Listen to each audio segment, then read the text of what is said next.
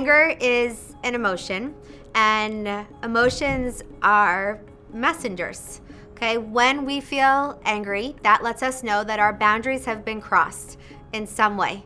Now, there are two types of boundary crossings. One is a violation of intrusion. If this is the boundary, somebody's crossed it.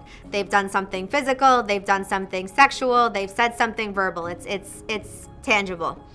Okay? Then there are violations of distance, where if this is the boundary, this is the behavior, and the person isn't even coming close. Now, when somebody crosses our boundaries and it's a violation of intrusion, the natural response is anger, and other people can understand our anger because of what we have experienced. When the violation is one of distance, it's a lot harder to get support because you're describing a state of something that did not happen that should have happened. When it comes to anger, it's all about channeling it to the right person for the right reason to the right degree. And so when we're talking about anger management, most people don't do that. They let their anger build. And so instead of dealing with the isolated problem, it ends up spilling out into other areas of their life and onto other people, and it affects other situations. The best thing that you could do with your anger is to work through it on your own and or with the person who made you feel angry.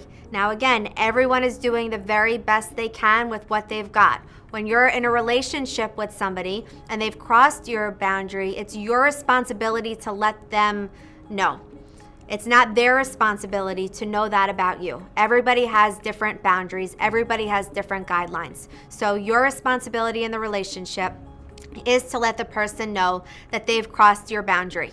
And a healthy relationship requires somebody who's willing and able to do things differently.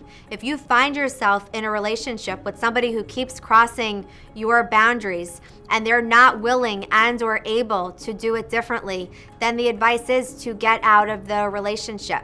But if you find yourself in a relationship where you're able to clearly communicate, this was the boundary that you crossed, and next time I'd really appreciate if you do this, or if you didn't do that, and that's respected, and that person changes their behavior, anger actually becomes an opportunity for two people to grow closer together.